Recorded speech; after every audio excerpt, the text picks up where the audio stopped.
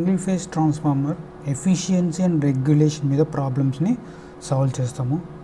So first problem, so ఒక 20 kVA transformer ఇచ్చాడు, ఇచ్చేసి ఏం చేశాడు, దాని యొక్క రేటింగ్ ఇచ్చాడు 2500/500 అన్నాడు.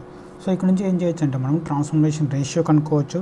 సో ట్రాన్స్ఫర్మేషన్ రేషియో అంటే ఏంటి, కే వాల్యూ.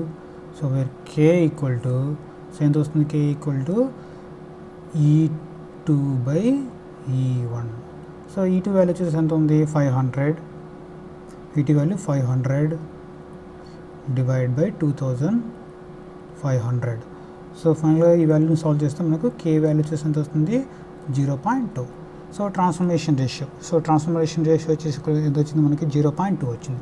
నెక్స్ట్ ఇంకేమన్నాడు, it has some following parameters ఇచ్చాడు. హెచ్వి వైండింగ్ సైడ్ ఇచ్చాడు. హెచ్వి వైండింగ్ అంటే ఏంటి, 2500 సైడ్.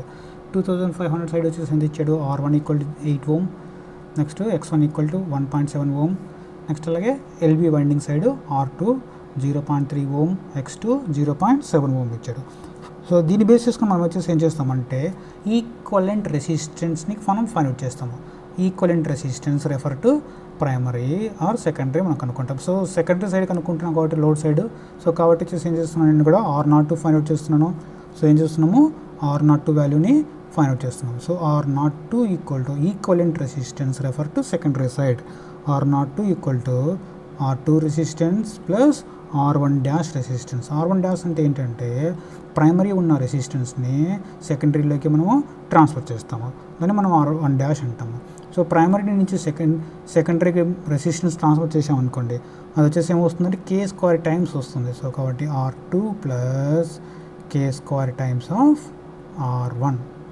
సో ఇక్కడ నుంచి ఏం చేస్తున్నాను, నేను వాల్యూస్ని సబ్స్టిట్యూట్ చేస్తున్నాను, R2 value and K² value. R2 value వచ్చేసి ఎంత ఉంది, R2 వాల్యూ ఇక్కడ 0.3 ఉంది. సో కాబట్టి R2 వాల్యూ వచ్చేసి 0.3. సో నెక్స్ట్ ప్లస్ కే వాల్యూ మనం సాల్వ్ చేసాం 0.2². నెక్స్ట్ ఇంకేంటి, R1 వాల్యూ ప్రాబ్లం వచ్చేసి ఎంత ఇచ్చాడు, 8 ohm అన్నాడు. సో సాల్వ్ చేస్తే ఫైనల్గా వచ్చే expression R02 equal to 0.62 ohms వస్తుంది. నెక్స్ట్ అలాగే ఏం చేస్తున్నాను అంటే equivalent reactance refer to secondary side find out చేస్తున్నాను. ఎందుకంటే మనం రెగ్యులేషన్ ఫామ్లో I2 R02 cos π plus I2 X0 sin π ఉంటుంది. సో ఈక్వలెంట్ వాల్యూస్ని క్యాలిక్యులేట్ చేయాలి. సో X0 వాల్యూ క్యాలిక్యులేట్ చేస్తున్నాను. సో X0 కూడా సేమ్ అదే ఫామ్లో. So X2 plus X1 dash that equal to X2 plus K² into X1. So ఇక్కడ substitute చేసాం అనుకోండి, X2 and X1 value. X2 value వచ్చేసి ఎంత ఉంది, 0.7 plus K² value 0.2². Next X1 value 1.7. So దీన్ని సాల్వ్ చేస్తే వచ్చే వాల్యూ మీకు 0.768 ohms వస్తుంది. సో R0 X0 మనం ఫైండ్ అవుట్ చేసాం. నెక్స్ట్ వచ్చేసి మనకి ఇంకేం కావాలి, I2 వాల్యూ కావాలి. సో I2 వచ్చేసి ఏంటి, full load current. So full load current కనుక్కుంటున్నాము. I2 equal to, so I2 equal to ఎలా సాల్వ్ చేస్తామంటే, సో KVA లోడ్ KVA వచ్చేసి ఎంత ఉంది, 20 kVA వాడే ప్రాబ్లంలో ఇచ్చాడు. సో 20, సో ప్రాబ్లంలో వాడు ఇచ్చాడు వాల్యూ వచ్చేసి ఎంత ఇచ్చాడు, స్టార్టింగ్లో 20 kVA అన్నాడు. So load KVA. సో కాబట్టి 20 kVA 20 × 10⁻³ divide by, so secondary voltage వేయాలి. సో సెకండరీ వోల్టేజ్ వచ్చేసి ఎంత ఉంది, ఇక్కడ 500 ఉంది. సెకండరీ వోల్టేజ్ 500 ఉంది. కాబట్టి వచ్చేసి ఏం చేస్తున్నాడు, సెకండరీ వోల్టేజ్ 500 వేస్తున్నాడు. వేస్తే I2 ఫుల్ లోడ్ కరెంట్ ఏంటో తెలుస్తుంది మనకు. So I2 full load current solve చేస్తే మనకు 40 amperes వస్తుంది. సో అక్కడ I2 కనుక్కున్నాము, R0 X0 కనుక్కున్నాము. సో కాబట్టి ఏం చేయొచ్చు, మనం డైరెక్ట్ ప్రాబ్లమ్ని ఫార్ములాస్ను సబ్స్టిట్యూట్ చేయొచ్చు. సో నెక్స్ట్ ఫస్ట్ 2 కేసెస్ చూస్తాం. ఇక్కడ మనకు 0.8 ల్యాగింగ్ ఇచ్చాడు, 0.8 లీడింగ్ ఇచ్చాడు. సో ఫస్ట్ కేసు చేస్తున్నాను. ఫస్ట్ కేసు వచ్చేసి ఏంటి, ఫస్ట్ కేసీ వచ్చేసి ఏంది, ఇక్కడ 0.8 ల్యాగింగ్ ఉంది. సో 0.8 పవర్ ఫ్యాక్టర్ ల్యాగింగ్ ఉన్నాడు. సో అంటే ఏమి ఇచ్చినట్టు ఇక్కడ ప్రాబ్లంలో మనకు cos π వాల్యూ ఇచ్చాడు.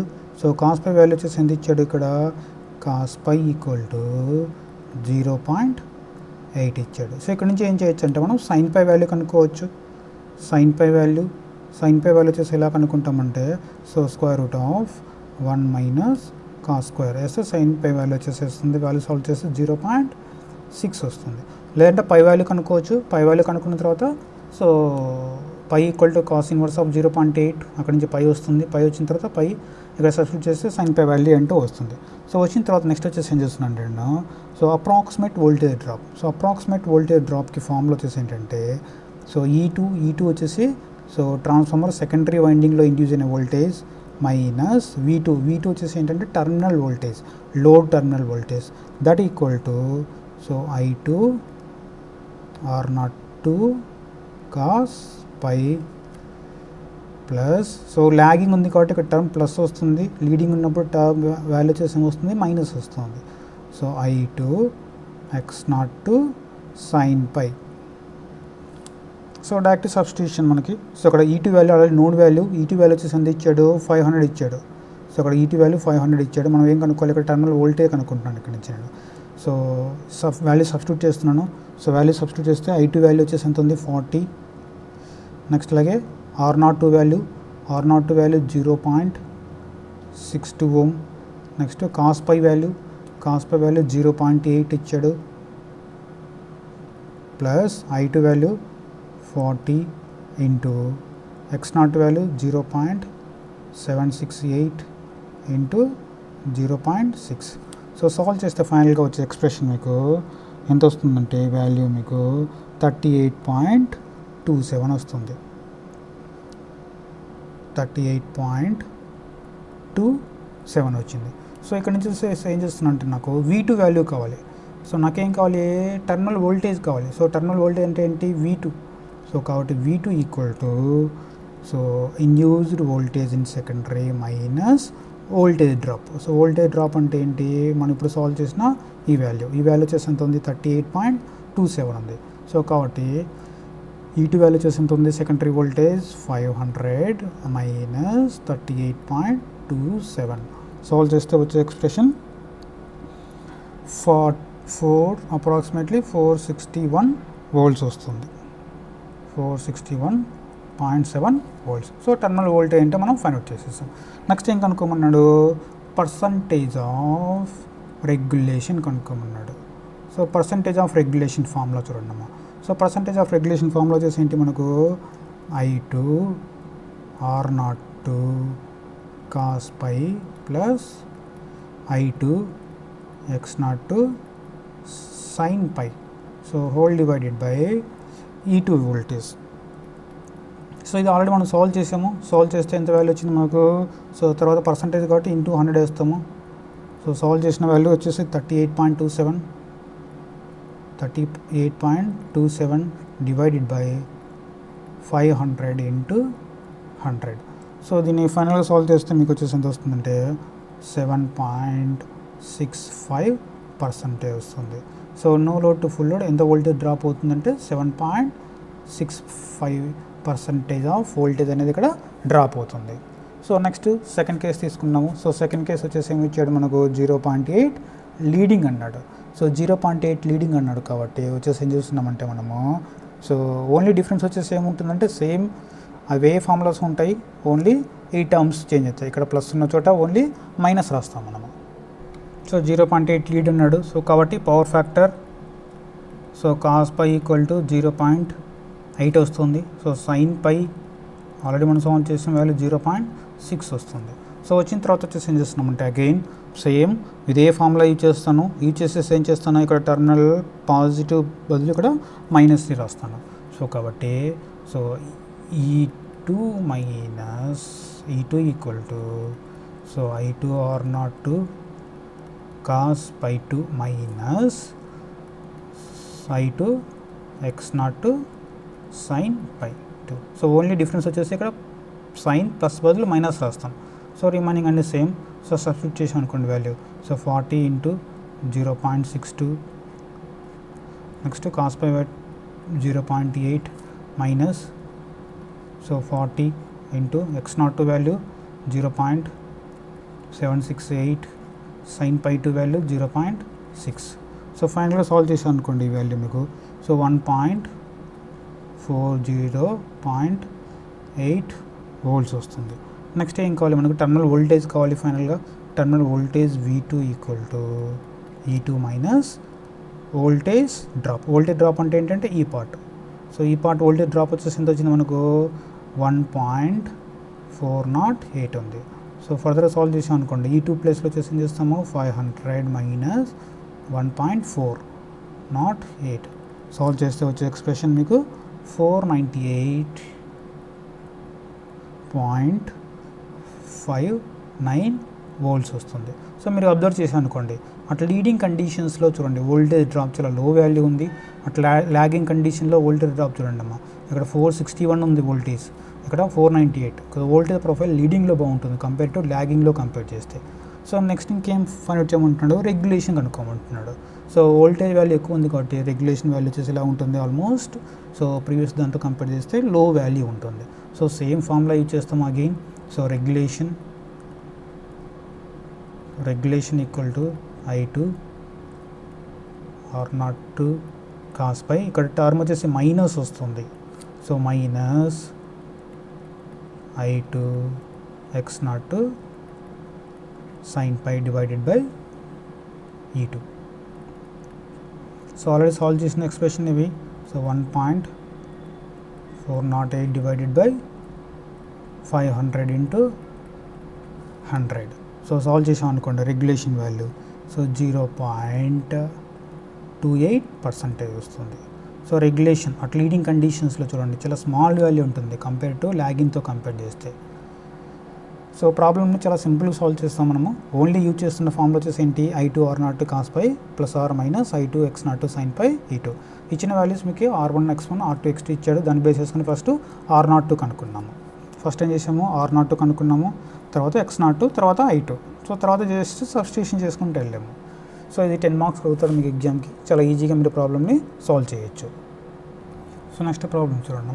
So in a transformer the core losses are found to be 52 watt at 40 Hz. So 40 Hz దగ్గర వచ్చేసి ఎంత ఉన్నాయి లాసెస్ మనకు 52 watt ఉంది. సో ఏ లాసెస్ వచ్చేసి ఏంటి, కోర్ లాసెస్. సో కాబట్టి iron losses equal to 52 watt.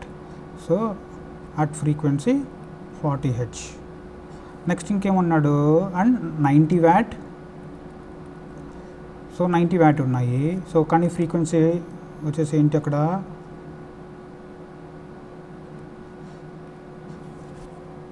So frequency వచ్చేసి ఎంత ఉంది అక్కడ 60 Hz ఉంది. సో 60 Hz ఉన్నప్పుడు వచ్చేసి ఎంత ఉంది 90 watt ఉంది. So both losses being measured at same peak flux density. So B value same ఉంది. Compute hysteresis and eddy current losses at 50 Hz.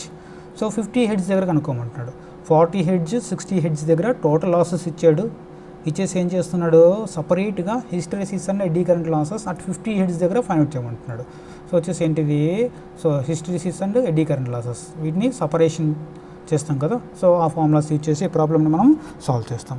So ఫైనల్గా వచ్చేసి మనకు ఫార్ములా వచ్చేసి ఏంటంటే ఇక్కడ total iron losses equal to, so మనం use చేసే formula iron losses equal to, so hysteresis losses plus eddy current losses use చేస్తాము.